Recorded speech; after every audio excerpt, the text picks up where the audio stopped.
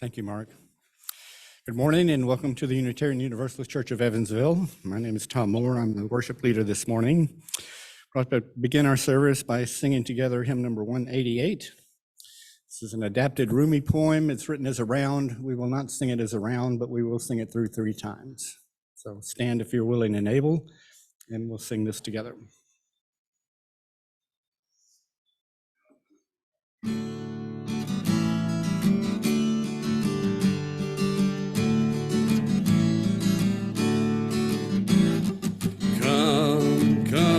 Whoever you are, wanderer, worshiper, lover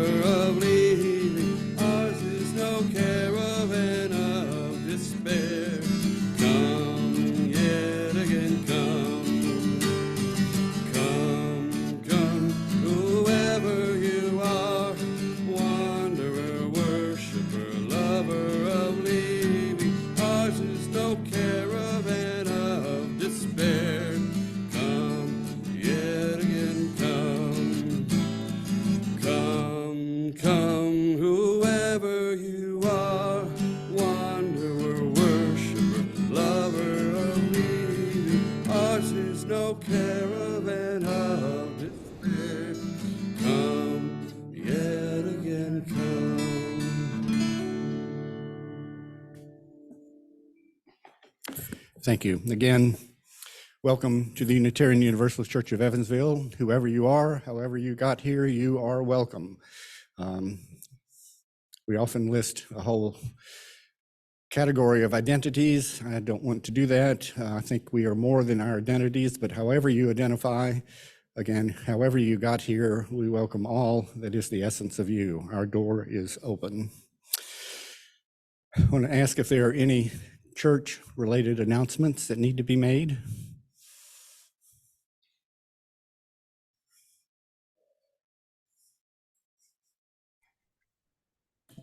Sharon's still working with the coffee, so I just want to remind you that our Friends Night Out for December is December 3rd. It's a Wednesday at the Log Inn at 6:15. Family style. Most of you have probably been there at least once. You have to sign up by next Sunday, so Sharon can let the restaurant know how many people are coming. Remember, they do not take credit cards, only cash or check. So.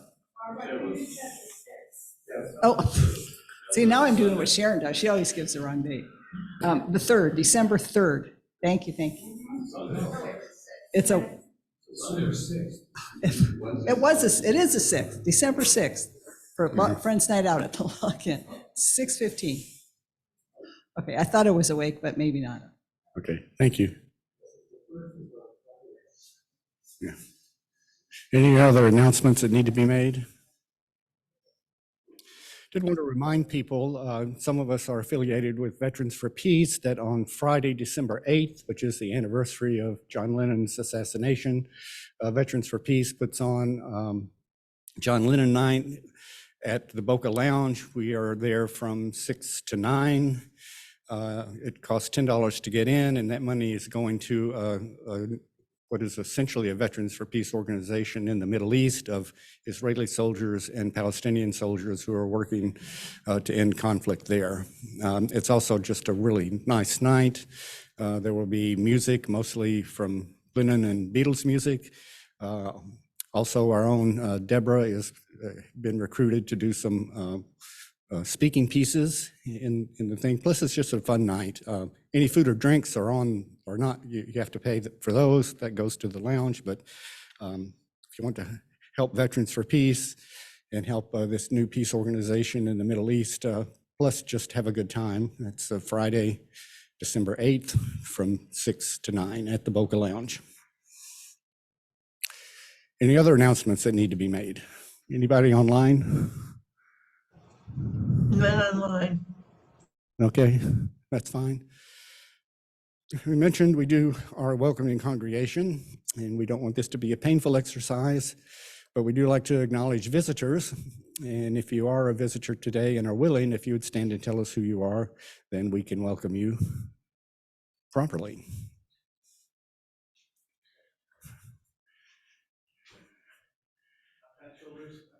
I'm not sure that I'm not still a member.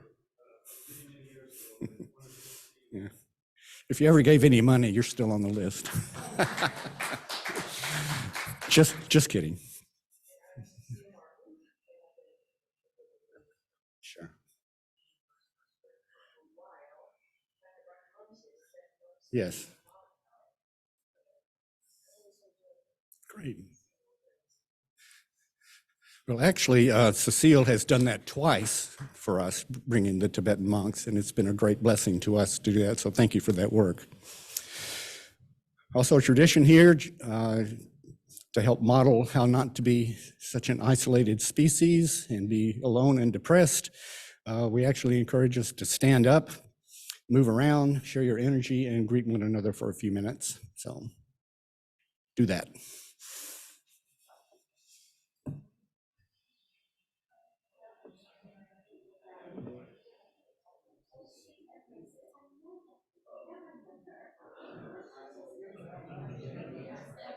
That's always the hard part.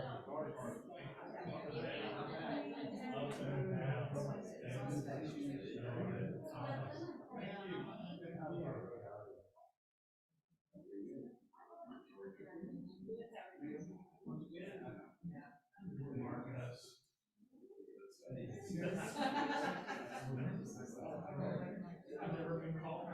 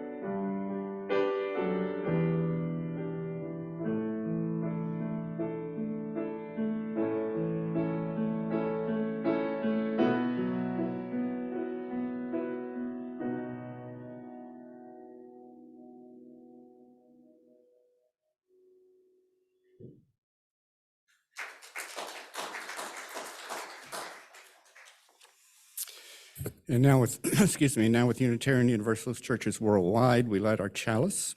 And if I could have a volunteer, please. Ken. And as we do, this is another Rumi poem called The Elusive Ones. They're lovers again, sugar dissolving in milk. Day and night, no difference. The sun is the moon, an amalgam. Their gold and silver melt together. This is the season when the dead branch and the green branch are the same branch.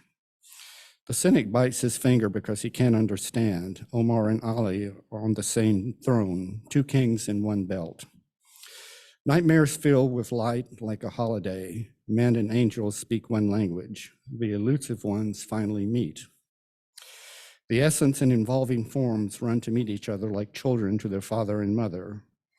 Good and evil, dead and alive, everything blooms from one natural stream. You know this already. I'll stop. Any direction you turn, it's one vision. Shams, my body is a candle touched with fire.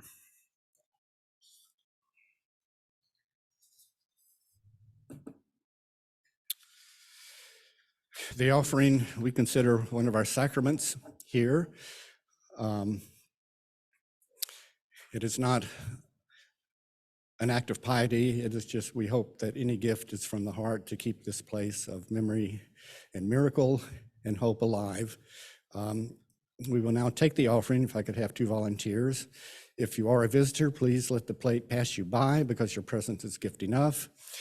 And also, and I will continue if in my old age, if I can remember every time, I think a sign of a healthy community is if you need money, take it out. If you have money, give it. So the offering will now be taken.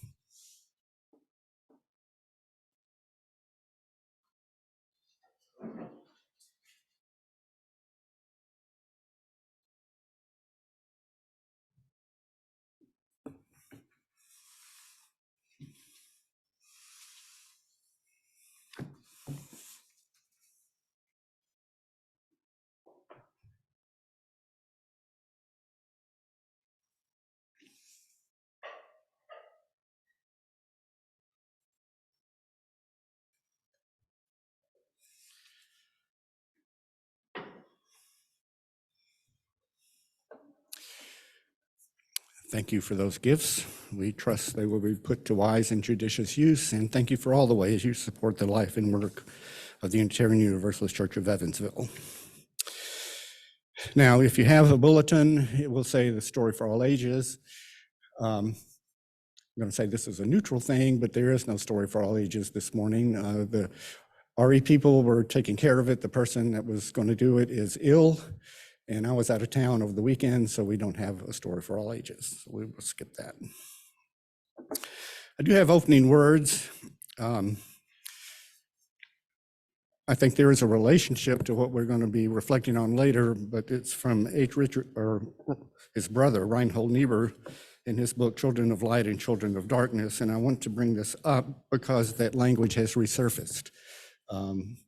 It's not uncommon in many religious traditions. If we have the light, that we're children of light and we're bringing light into a dark world, he offers some insight into how effective that may or may not be. You also know Reinhold Niebuhr is an ethicist. He taught at Union Theological Seminary in New York for many, many years. Wrote a ton of books. One of them, which you might be interested in these days, is The Irony of American History. You might want to check that out.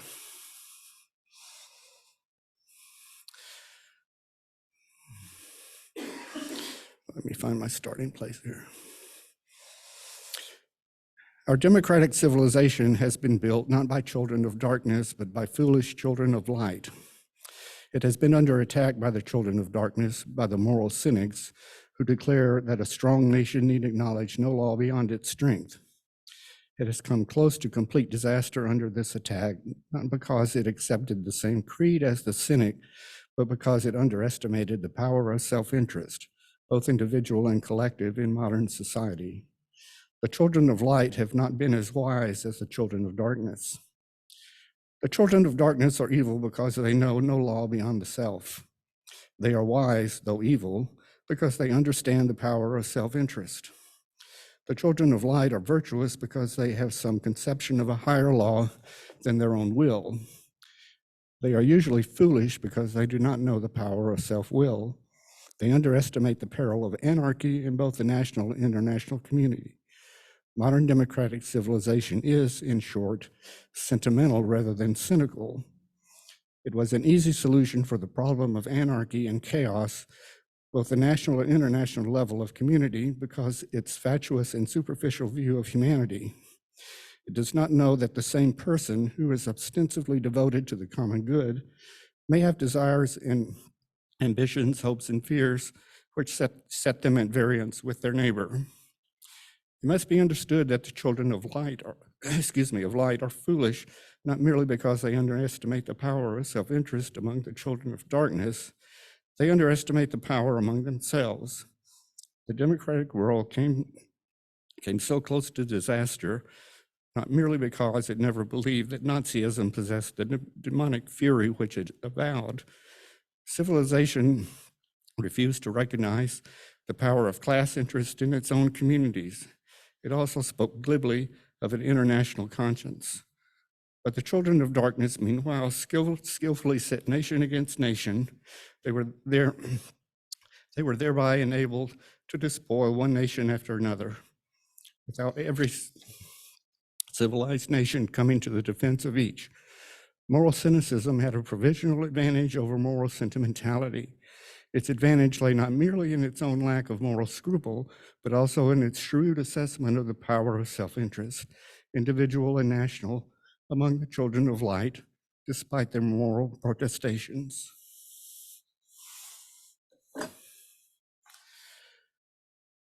Tradition in our church is to take a few moments to share the stories of our lives, because it's too close to the heart, and I will put one pebble in the bowl for all those unspoken concerns.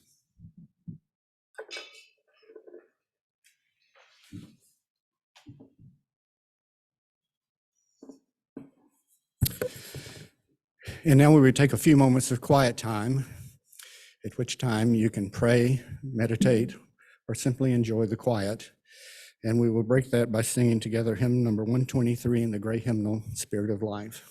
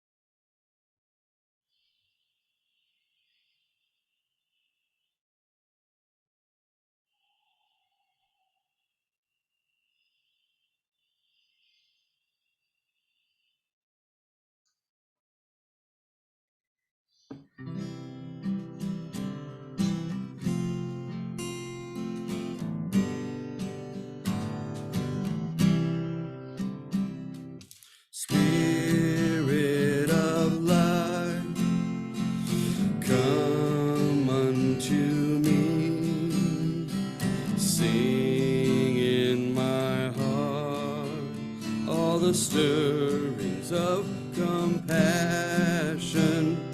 Lord,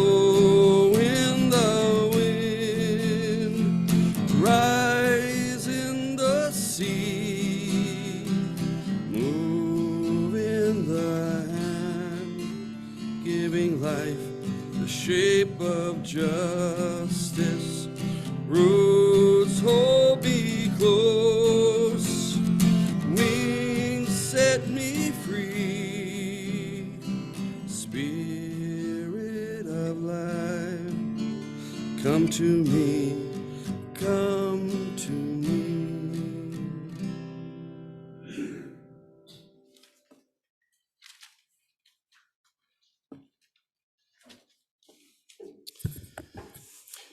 We, worship committee came to this topic just because of the time of the year. It gets dark so early, and with the time change, it's like a switch. It seems to be the sun is up and then the sun is down and then it's dark. There's no dusk, no nothing. And for me, I mean, besides all the stuff with sleep and everything else, but it always seems later than it is.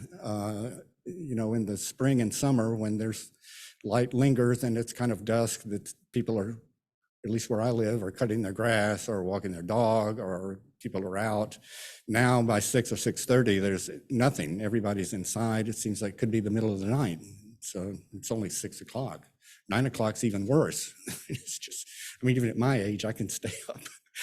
I can stay up till 11 or 11:30, but it just seems so late. So it's dark, and then I thought about all the negative connotations of darkness. That we think of bad things come out of the dark. A lot of horror movies are set, the monsters come out at night. When we're children, we think there's something under the bed at night. We may be afraid of the dark. We speak of, in like film noir movies where everything's just, nothing seems right. It's a dark piece. Or we speak of dark comedies when the humor is based on things that aren't obviously funny, but we make it funny. So there's these negative connotations about the dark.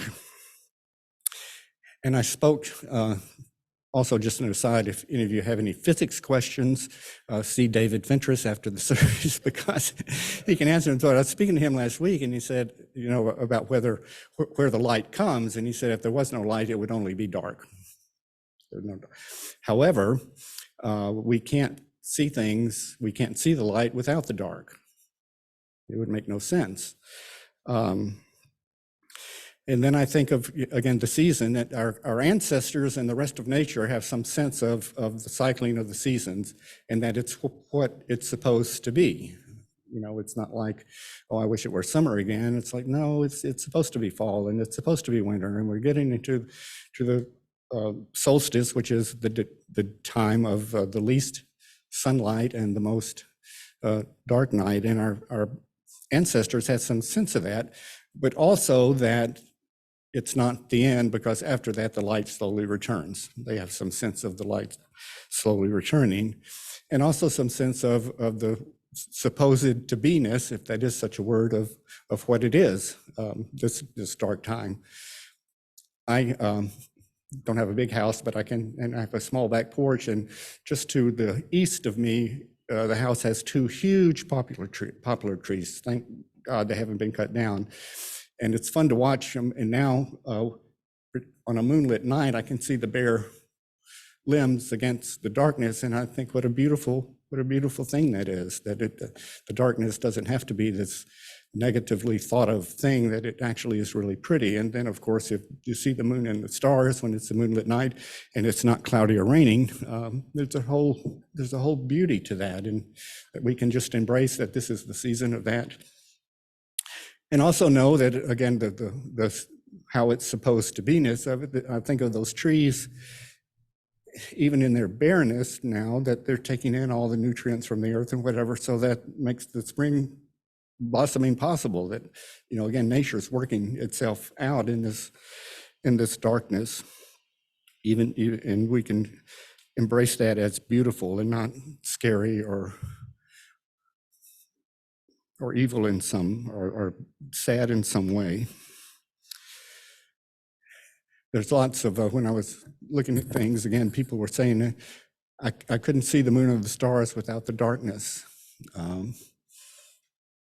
we need the light, clearly, or we couldn't survive, but we need both, it seems to me.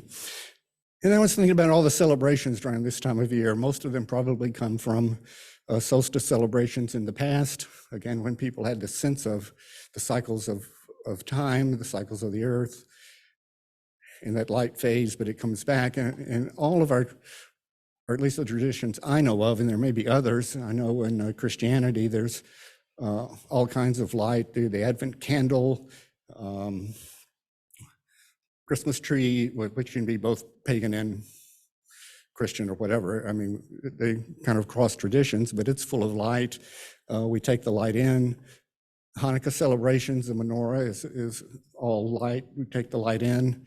Yule log, it's lit and you take the light in. If you're celebrating some ancient celebrations of the solstice, they were big bonfires. So we always catch and hold the light in our expectation of the light going to be returned.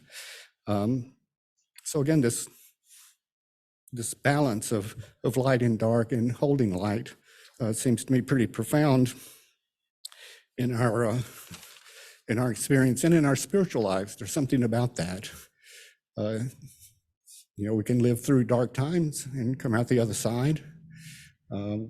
We can learn and improve and grow from dark times and come out the other side.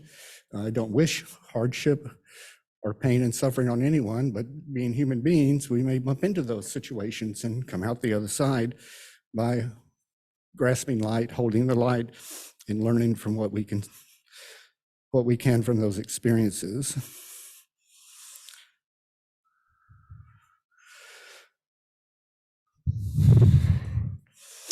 We're in that season now when it is getting darker in nature. We're in a season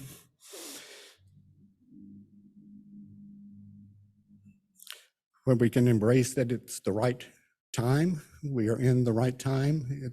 It's dark because it's supposed to be, and it's not all dark because we hold the light and we bring the light in, and all of our celebrations seem to do that.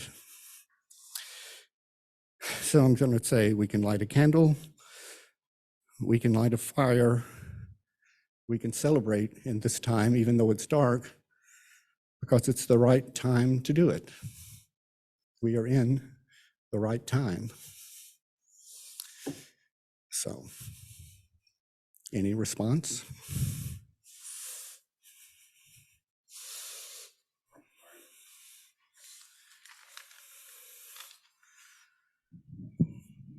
So not to throw a wrench in this whole thing, but black is my favorite color. I do like the dark. I do like the season getting colder. I don't like hot and humid. People walk in my house, they go, "Oh, it's dark." And I'll say, "Dark like my soul." But but if you think of the dark light thing, it's symbolic, okay, of good and evil. Just because I like black, just because I like the dark, hopefully does not make me an evil person, okay? And in some Asian cultures, you wear white at a funeral. I know our culture will wear black normally, but it's just odd to me. I mean, I understand that light exposes the darkness and can expose, if you want to wash something, something's dirty, you put light on it, right, to wash it. I mean, that's good symbolism and all that, but it's still symbolism, to me anyway. So I don't know where I'm going with this, but I'm just saying the whole light dark thing is just symbolic to me. And I don't want to feel bad about liking black and liking dark and liking the cold, you know what I'm saying? So anyway, not to throw a wrench in it, like I said, but I'm just throwing that out there. I don't think it's a wrench at all. Thank you.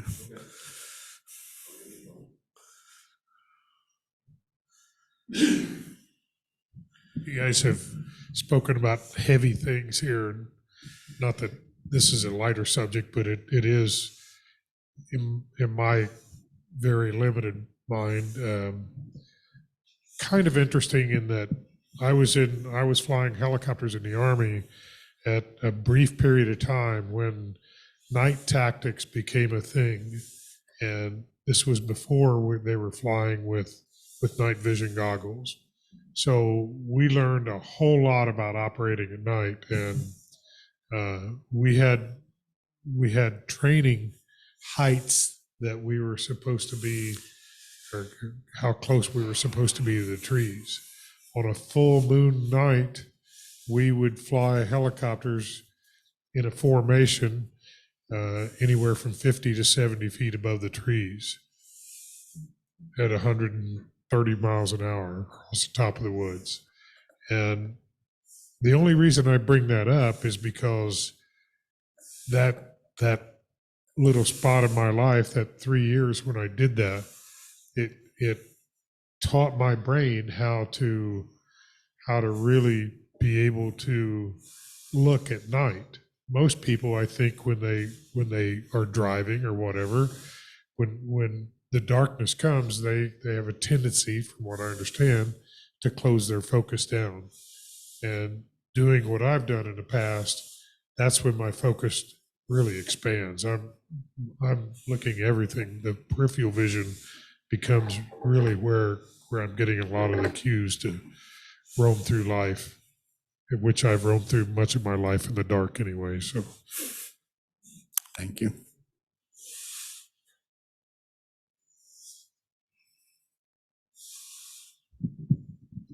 Well, I agree that a lot of the dark and light stuff is symbolism. I think that the fear of the dark comes from, fear. It was a fear tactic.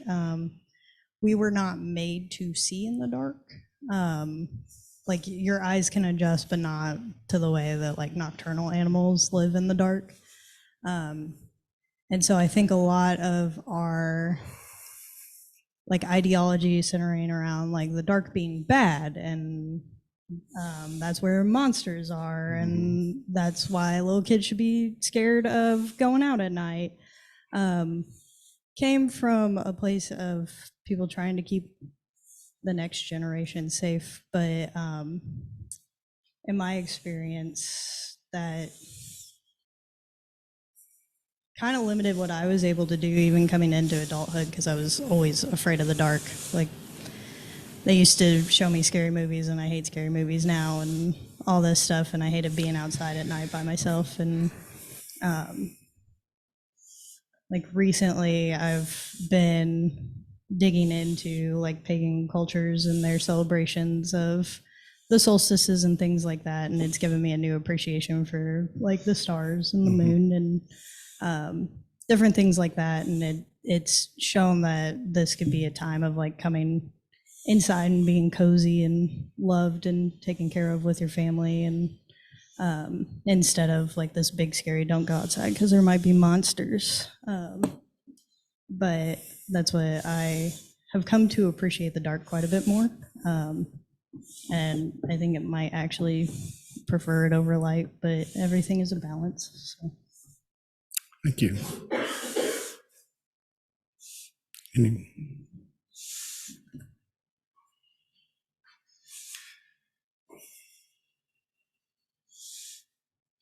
I'm one of those people who doesn't hate winter. I don't really mind winter.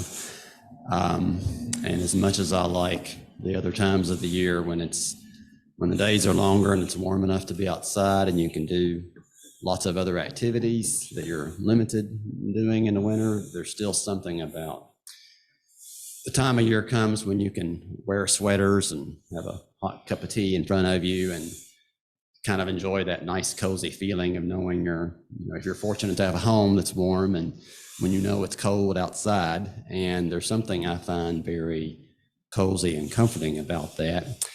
But particularly the coming and going of it is something I find I appreciate better the older I get. That as much as I like the other times of the year, I think I appreciate summer and spring and fall more because they're not here all the time, and winter has its place, and that cyclical nature that coming around and coming around again is something that seems to mean more to me the older I get. Thank you.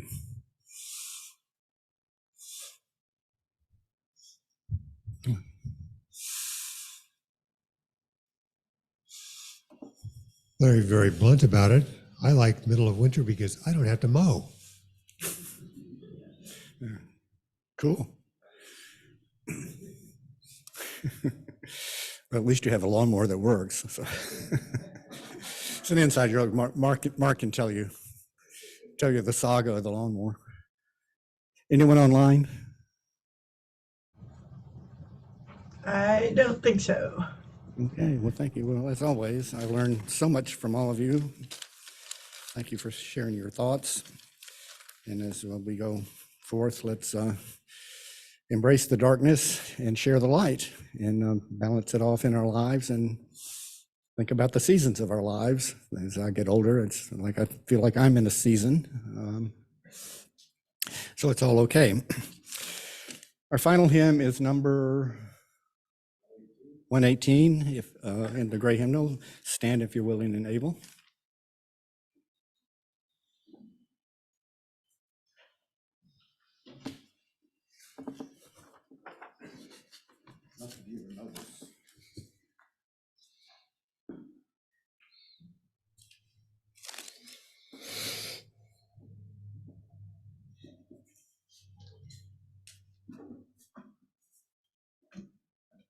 Song is also known as This Little Light of Mine symbolically.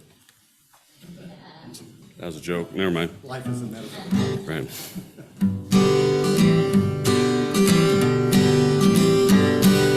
This little light of mine, I'm gonna let it shine.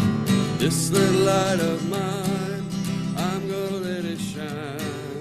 This little light of mine, I'm gonna let it shine. Let it shine, let it shine, let it shine. Everywhere I go, I'm gonna let it shine. Everywhere I go, I'm gonna let it shine. Everywhere I go, I'm gonna let it shine. Let it shine, let it shine, let it shine. Building up a world, I'm gonna let it shine. Building up a world, I'm gonna let it shine. Building up a world, I'm gonna let it shine. Let it shine, let it shine, let it shine.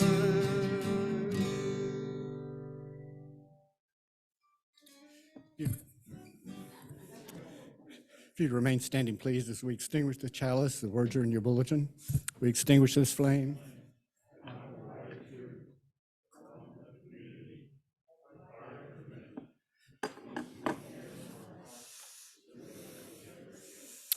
Closing words are an anonymous piece that Deborah sent me. I want to acknowledge the wise women in this congregation. In this world, both light and dark exist, and that's just the way it is. Talking about the new age we are birthing conjures ideas of a world where there is absolutely no negativity. It's true that we are sowing fertile soil for which a healthier planet may be born, but our goal should never be to erase negativity altogether. Remember, without the darkness, there is no light. We need the dark times to challenge us, to be catalysts for growth. We need the darkness because it helps us discern who we really are and what is truly important. The new world is not one built upon false positivity, but one in which we thrive in our darkness and our light. Go in peace, and may your living bless the world.